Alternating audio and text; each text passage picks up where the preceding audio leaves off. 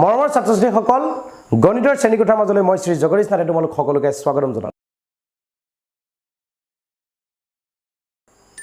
আজি আমি দশম শ্ৰেণীৰ বহুপদ চেপ্টাৰটোৰ ওপৰত অধ্যয়ন কৰিব বিচাৰিছো। গতিকে আমি যদি মূলতেই চাওঁ বহুপদ চেপ্টাৰটোত আলোচনা কৰিবলগীয়া বিষয়বস্তুবোৰ আসলতে কেনেকুৱা। আজিৰ এই ভিডিঅ'টিত বহুপদৰ মূল বিষয়বস্তু কেইটাৰ ওপৰত আমি অধ্যয়ন কৰিম আৰু সেই বিষয়কেইটা ইতিমধ্যে তোমালোকে স্ক্ৰীনত দেখিছা। বহুপদ মানে কি, বহুপদৰ শূন্য, বহুপদৰ শূন্যৰ জ্যামিতি অৰ্থ, এই তিনিটা টপিকৰ ওপৰত আমি মূলতে ডিসকাস কৰিম। গতিকে আহাচোন এটা এটাকৈ আমাৰ টপিকবোৰৰ ওপৰত ডিসকাস কৰিবলৈ আৰম্ভ কৰোঁ। একেবাৰে প্ৰথমটো টপিক আমাৰ বাবে হৈছে বহুপদ মানে কি, what is the meaning of a polynomial. আসলতে বহুপদৰ অৰ্থটো হৈছে ই এক প্ৰকাৰৰ বীজগণিত ৰাশি, আৰু তোমালোকে নিশ্চয়কৈ বীজগণিত ৰাশিৰ বিষয়ে ইতিমধ্যে শিকিছা। বীজগণিত ৰাশি মানে হৈছে কোনোবা এটা ধ্ৰুৱক, চলক আৰু পাটিগণিতৰ মৌলিক প্ৰক্ৰিয়াৰ মাজত যেতিয়া সম্পৰ্ক গঢ়া হ'ব, অৰ্থাৎ আমি ক'ব পাৰোঁ সিম্পলি ধ্ৰুৱক বুলি কোৱাৰ লগে লগে আমাৰ বাবে যিবোৰ সংখ্যা 1 2 3 4 আদিৰ দৰে সংখ্যাবিলাকক আমি কি বুলি ক'ব পাৰোঁ, একোটা ধ্ৰুৱক। আৰু এই ধ্ৰুৱকৰ লগত যেতিয়া আমি এটা চলক আমি x এটা বিবেচনা কৰিছোঁ, এই ধ্ৰুৱকৰ লগত যেতিয়া এটা x অৰ্থাৎ চলকক আমি সংযোগ কৰিব চেষ্টা কৰিম, অৰ্থাৎ কম্বাইন কৰিবলৈ চেষ্টা কৰিম, কম্বিনেশ্যনৰ বাবে আমি যোগ, বিয়োগ, পূৰণ, হৰণ এই পাটিগণিতৰ মৌলিক প্ৰক্ৰিয়াকেইটা ব্যৱহাৰ কৰিব পাৰোঁ। অৰ্থাৎ 1 + x বুলি আমি নতুনকৈ যিটো কোৱান্টিটি পালোঁ, এই কোৱান্টিটিটোক আমি কি বুলি ক'ম, এটা বীজগণিত ৰাশি। ইয়াক আমি ডাইৰেক্টলি ধ্ৰুৱক বুলি ক'ব নোৱাৰোঁ বা ডাইৰেক্টলি ইয়াক চলক বুলি ক'ব নোৱাৰোঁ। গতিকে ইয়াত যিহেতু দুইটা কম্বিনেশ্যন হৈ আছে, দুইটা সংযোগ হৈ আছে, গতিকে ই হ'ব আমাৰ বাবে এটা বীজগণিত ৰাশি। এতিয়া ঘটনাটো হ'ল এই বীজগণিত ৰাশিটোৰ ক্ষেত্ৰত ইয়াক আমি বহুপদ বুলি কেতিয়া ক'ম, অৰ্থাৎ এটা বহুপদ আৰু এটা বীজগণিত ৰাশিৰ মাজত এটা অন্তৰ আছে, দুয়োটা সকলো সময়তে একেই নহয়। এতিয়া কোনবোৰ বীজগণিত ৰাশি আমাৰ বাবে বহুপদ হ'ব, কোনবোৰ বীজগণিত ৰাশি আমাৰ বাবে বহুপদ নহয়, সেইটো জনাটো অতিকৈ দৰকাৰী। গতিকে আমি যদি কওঁ যে যিবোৰ বীজগণিত ৰাশিৰ ক্ষেত্ৰত বীজগণিত ৰাশিটোত থকা চলকৰ ঘাতবোৰ একোটা পূৰ্ণ সংখ্যা, বা আমাৰ কিতাপত ইয়াক লিখা হৈছে অঋণাত্মক অখণ্ড সংখ্যা। কোনবোৰ অঋণাত্মক অখণ্ড সংখ্যাবোৰ তোমালোকে ইতিমধ্যে স্ক্ৰীনত দেখিছা, সেইবোৰে আচলতে পূৰ্ণ সংখ্যা। গতিকে মই কি কৈছোঁ যে যিবোৰ বীজগণিত ৰাশিৰ ক্ষেত্ৰত বীজগণিত ৰাশিটোত থকা চলকৰ ঘাতবোৰ, ওপৰত থকা পাৱাৰবোৰ একোটা অঋণাত্মক অখণ্ড সংখ্যা, সেইবোৰ বীজগণিত ৰাশিক আমি কি বুলি ক'ম, বহুপদ বুলি ক'ম। গতিকে তোমালোকৰ ক্ষেত্ৰত মেট্ৰিকত আহিব লগা এটা বিষয়বস্তু, এটা ইম্পৰ্টেণ্ট কুৱেশ্যন ইতিমধ্যে আগতেও আহি গৈছে। সেই বিষয়টো হৈছে যে আমাক কেইটামান বীজগণিত ৰাশি দি পেলাই তাৰ ভিতৰত কোনটো বহুপদ হয়, বা বহুকেইটা বহুপদ দিয়াৰ থাকিব, তাৰ ভিতৰত আমাক ক'ব কোনোবা এটা বীজগণিত ৰাশি হয় কিন্তু বহুপদ নহয়। অৰ্থাৎ বহুপদ সম্পৰ্কীয়, বহুপদ হয় বহুপদ নহয় এনেধৰণৰ সম্পৰ্কত আমাক প্ৰশ্ন সুধিব পাৰে। গতিকে বহুপদ কোনবোৰ হয়, বহুপদ কোনবোৰ নহয়, সেই কথাটো স্পষ্টভাৱে জনাটো বৰ প্ৰয়োজনীয়। গতিকে তোমালোকে এবাৰ চাই লোৱা, আমি যদি কওঁ যে 1/x², এই 1/x² অৰ্থাৎ 1/x² আমাৰ বাবে এটা বহুপদ হয় নে নহয়। এনেকৈতো চালে আমি দেখিছোঁ যে xৰ ওপৰত যিটো ঘাত আছে সেই ঘাতটো আমাৰ বাবে 2, তেনে দৃষ্টিকোণৰ পৰা চাবলৈ গ'লে ই আমাৰ বাবে এটা বহুপদ হয়। কিন্তু তোমালোকে ভালদৰে এবাৰ অবজাৰ্ভ কৰা, মই তোমালোকক এই কথাটো কৈছোঁ যে যেতিয়া তুমি বহুপদ হয় নে নহয় চেক কৰিবা, সেই ক্ষেত্ৰত তোমালোকে কিহৰ ওপৰত গুৰুত্ব দিবা, তাক সদায় সূচকীয় আৰ্হিত লিখিব চেষ্টা কৰিবা। সূচকীয় আৰ্হিত লিখাৰ পিছতহে তোমালোকে বহুপদ হয় নে নহয় জাজ কৰিবা। গতিকে একেবাৰে প্ৰথম কামটো হৈছে সূচকীয় আৰ্হিত যদি আমি ইয়াক লিখিব বিচাৰোঁ, তেতিয়াহ'লে ই হ'ব আমাৰ বাবে x⁻², যিটো আমি এটা ফৰ্মুলা ব্যৱহাৰ কৰিছোঁ 1/x⁻m = x⁻m। গতিকে এই ফৰ্মুলাটোৰ দ্বাৰা যদি আমি আগুৱাই যাওঁ, তেতিয়াহ'লে আমি যদি কওঁ যে ইয়াতে xৰ ওপৰত পাৱাৰটো কিমান আছে, আমাৰ বাবে xৰ ওপৰত থকা ঘাতটো আমাৰ বাবে হৈছে -2, যিটো এটা ঋণাত্মক অখণ্ড সংখ্যা। গতিকে আমি কি বুলি ক'ব পাৰোঁ, এইটো আমাৰ বাবে এটা বহুপদ নহয়। একেদৰে যেতিয়া আমি এনেকৈ ৰুট চিন দেখা পাম √(x), তেতিয়া তেনেবোৰৰ ক্ষেত্ৰত আমি যদি তাক সূচকীয় আৰ্হিত লিখোঁ, তেতিয়াহ'লে আমি তাক লিখিব পাৰিম x⁻²। গতিকে এই হাফটো যিটো পাইছোঁ, ওপৰত যিটো হাফ বুলি যিটো পাৱাৰ পাইছোঁ, সেই পাৱাৰটো আচলতে আমি কি ক'ব পাৰোঁ, এটা অঋণাত্মক অখণ্ড সংখ্যাৰ যিটো কণ্ডিশ্যন আছিলে, এইটো এটা অখণ্ড সংখ্যাই নহয় গতিকে অঋণাত্মক হোৱাৰটো কোনো প্ৰশ্নই নাই গতিকে এইটো ক্ষেত্ৰত আমি কি ক'ব পাৰো ই আমাৰ বাবে এটা বহুপদ নহয় কিন্তু আমি ইতিমধ্যে যি দুটা এক্সাম্পল ডিসকাস কৰিছো সেই দুয়োটা এক্সাম্পলে কিন্তু একোটা বীজগণিতীয় ৰাশি হয় কিন্তু ইহত এটাও বহুপদ আমাৰ বাবে নহয় গতিকে বহুপদ কোনবোৰ হয় বহুপদ কোনবোৰ নহয় হেতু বুজিবৰ বাবে একদম সিম্পল ভাবে আমি কি কৈছো যে x ৰ ওপৰত প্ৰথম সূচকীয় আৰ্হিত লিখিম সূচকীয় আৰ্হিত লিখাৰ পিছত x ৰ ওপৰত থকা যিটো পাৱাৰ সেই পাৱাৰটো যদি আমি মাইনুটলি অবজাৰ্ভ কৰো তেতিয়াহলে আমি ক'ব পাৰো যদি এটা অঋণাত্মক অখণ্ড সংখ্যা হয় তেতিয়াহলে কি বহুপদ হ'ব আৰু যদি ঋণাত্মক অখণ্ড সংখ্যা হয় বা অখণ্ড সংখ্যাই নহয় তেতিয়াহলে আমি কি ক'ব পাৰিম সি আমাৰ বাবে বহুপদ হ'ব নোৱাৰে এইটো হৈছে বহুপদৰ মূল অৰ্থ এটা x চলকযুক্ত বহুপদক বুজাবৰ বাবে আমি p of x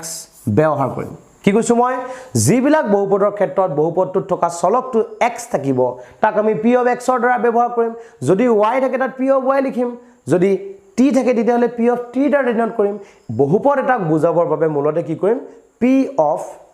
যদি ভেৰিয়েবলটো x থাকে p of x যদি y থাকে p of y যদি z থাকে p of z এটো লিখাৰ এটা স্টাইল কেতিয়াবা কিছুমান কিতাপত তোমালোকে এই p of x ৰ জায়গাত তোমালোকে কি বুলি পাবা f of x বুলিও পাবা এটো কেনেদৰে পঢ়িছো মই p of x এনেদৰে ইয়াক পঢ়া হয় এতিয়া বহুপদ এটা কিহেৰে বুজায় সেই কথাটো আমি ইতিমধ্যে ধৰিব পাৰিছো এতিয়া বহুপদ এটা কিহেৰে বুজায় তাক বুজি পোৱাৰ পিছৰ পৰ্যায়টো আমাৰ বাবে হৈছে বহুপদ এটাৰ শূন্য মানে কি 2 নম্বৰ টপিকটো আছিল আমাৰ বাবে বহুপদ এটাৰ শূন্য বহুপদ এটাৰ শূন্যটো আসলতে এটা বাস্তৱ সংখ্যা যাক আমি k দ্বাৰা ডিনোট কৰিব পাৰিছো মই কৈছো যে p of x আমাৰ বাবে এটা আমি বহুপদ বিবেচনা কৰিছো এই p of x নামৰ বহুপদটোৰ ক্ষেত্ৰত এই বহুপদটোত যত x আছে সেই x বিলাকৰ জায়গাত মই যদি এটা k নামৰ ৰিয়েল নাম্বাৰ বহুৱাই দিও অৰ্থাৎ p of x নামৰ বহুপদটোৰ ক্ষেত্ৰত x থকা ঠাই বিলাকত মই কিমান বহুৱাম বুলি ভাবিছো k নামৰ এটা বাস্তৱ সংখ্যা বহুৱাম বুলি ভাবিছো বহুৱাই দিয়াৰ পিছত আমি কি ৰিজাল্ট পাম যিমান x থাকিব সেই x বিলাকৰ জায়গাত k বহি যাব তেতিয়া আমি কি পাম আফটাৰ ক্যালকুলেশন k বহুৱাৰ পিছত যেটো ক্যালকুলেশন কৰি যেটো মান পাম তাক আমি কি বুলি কম সেই বহুপদটোৰ মান বুলি বিবেচনা কৰিম একদম সিম্পলি বুজাইছো তোমালোকৰ বাবে বহুপদ এটাৰ ক্ষেত্ৰত p of x নামৰ এটা বহুপদৰ ক্ষেত্ৰত x is equal to যেতিয়া k বহুৱাৰ পিছত আমি কিবা এটা ৰিজাল্ট পাম সেই ৰিজাল্টক আমি ডিনোট কৰিম p of k দ্বাৰা অৰ্থাৎ আমি কি বুলি ক'ব পাৰো p of x নামৰ বহুপদটোৰ মান বিচাৰি পাইছো কোড পাইছো x is equal to k এৰ বাবে সিম্পলি যদি আমি এটা एग्जांपल লো আমাৰ বাবে p of x equal to মই কৈছো twice x minus 3 এনে এটা মই एग्जांपल ধৰি লৈছো এতিয়া ঘটনাটো হৈছে যে মই x is equal to কিমান বহাম বুলি ভাবিছো মই ধৰি লৈছো যে x ৰ জায়গাত মই 4 বহাম তেতিয়া মই কিমান পাম x ৰ জায়গাত 4 বহলে p of 4 ইয়াত যত x আছিল তাতে 4 বহাম গতিকে কিমান হ'ব 2 into 4 minus 3 which is equal to 8 minus 3 অৰ্থাৎ 5 তো সিম্পলি আমি কি বুলি ক'ব পাৰো যে কোনোবা এটা p of x নামৰ বহুপদৰ ক্ষেত্ৰত সেই বহুপদটোৰ x ৰ স্থানত যদি আমি 4 বহুৱাই দিও তেতিয়া হলে আমি কিমান পাম p of 4 পাম আৰু এই p of 4 এ কি পাম আমি আসলতে p of x নামৰ বহুপদটোৰ মান পোৱা বুজাব গতিকে বহুপদৰ মান কি বস্তু আমি বুজি পালো এতিয়া বহুপদৰ মানৰ ওপৰত ভিত্তি কৰি তাৰ পৰা আমি আগুৱাই আহি পাব পাৰো বহুপদ এটাৰ শূন্য মানে কি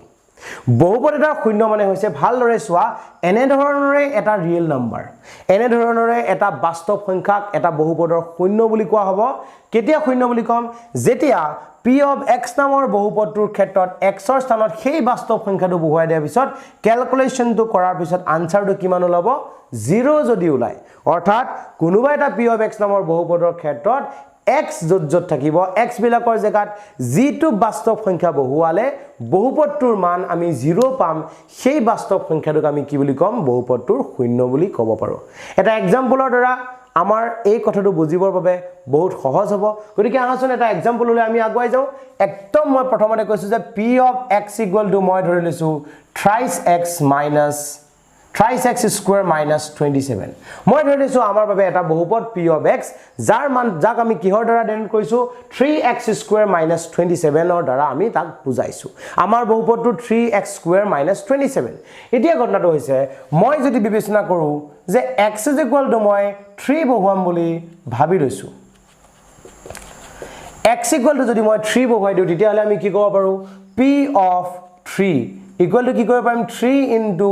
3 স্কয়াৰ মাইনাস 27 অৰ্থাৎ 3 into 3 স্কয়াৰ মানে হৈছে আমাৰ বাবে 9 minus 27 অৰ্থাৎ 3 into 9 মানে 27 minus 27 ফাইনালি ক্যালকুলেশন কৰি আমি আনসাৰটো পালো 0 এতিয়া ঘটনাটো হৈছে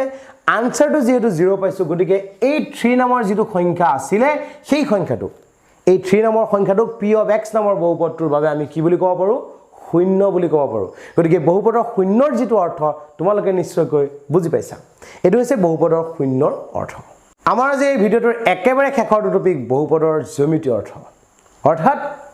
যিকোনো এটা বহুপদক আমি জ্যামিতিৰ দ্বাৰা এক্সপ্ৰেছ কৰিব পাৰো অৰ্থাৎ কেনেকৈ এক্সপ্ৰেছ কৰিম p of x নামৰ কোনোবা এটা বহুপদৰ ক্ষেত্ৰত আমি x ৰ বিভিন্নটা মানৰ বাবে p of x ৰ বিভিন্ন ধৰণৰ মান পাম x ৰ বেলেগ বেলেগ মানৰ বাবে কিছু সময় আগতে আমি দেখিছো যে x ৰ মানবোৰ যেতিয়া আমি চেঞ্জ কৰি গৈ থাকিম তাৰ এগেইনষ্টত p of x ৰ মানো হালখলনি ঘটিব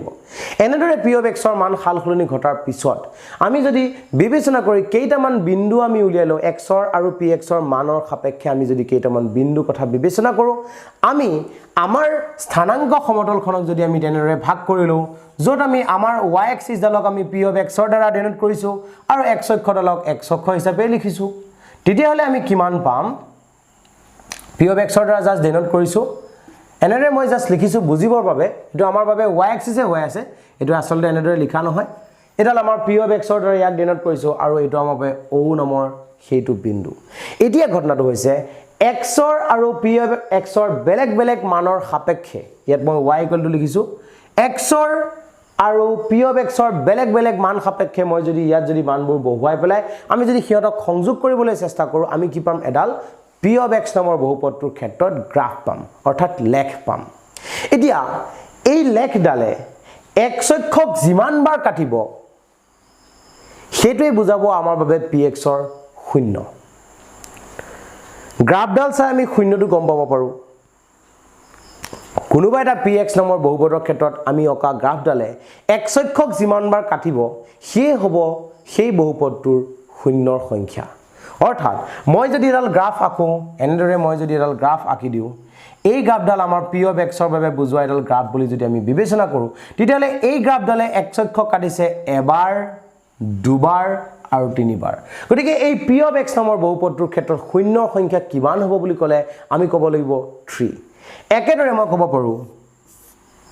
এনেদৰে যদি মই এডাল গ্ৰাফ এডাল আঁকিছো এডাল গ্ৰাফে আমাৰ p of x বুজাই আছে তেতিয়ালে আমি যদি চাও এই গ্ৰাফডালে x অক্ষক কেইবাৰ কাটিছে x অক্ষক দেখিছো ইয়াত এবাৰো কাটা নাই গতিকে এই বহুপদটোৰ ক্ষেত্ৰত শূন্যৰ সংখ্যা কিমান হ'ব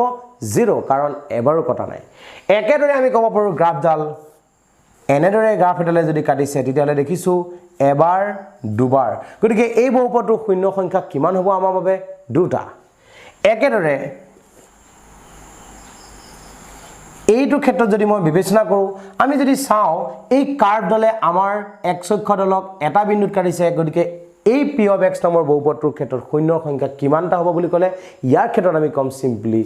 এটা শূন্য কাৰণ এবাৰে যেটো টাচ কৰিছে গতিকে এটা শূন্য গতিকে একেবাৰে সহজ কথাটো আমি কি বুলি ক'ব পাৰো কোনোবা এটা বহুপদৰ লেখডালে x অক্ষক যিমান বাৰ লগ পাব বা যিমান বাৰ কাটিব হেতুই হ'ব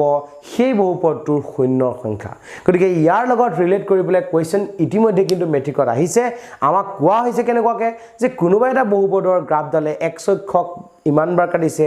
y অক্ষক ইমান বাৰ কাটিছে তেনে হলে বহুপদটোৰ শূন্যৰ সংখ্যা কিমান হ'ব তো সিম্পলি আমি কম x অক্ষক যিবা কাটিছে হেতুহে আমি বিবেচনা কৰিম y অক্ষৰ কথাটো আমি ইয়াত বিবেচনা নকৰো গতিকে তোমালোকে নিশ্চয়কৈ মই আজি বুজাব বিচৰা মূল বিষয়বস্তু কিটা বুজি পাইছা আজিলৈ মানে পিছত নতুনকৈ এই চেপ্টাৰটোৰ পিছৰ অংশটো লৈ অন্য এটা ভিডিও লৈ আহিম আজিলৈ মানে ধন্যবাদ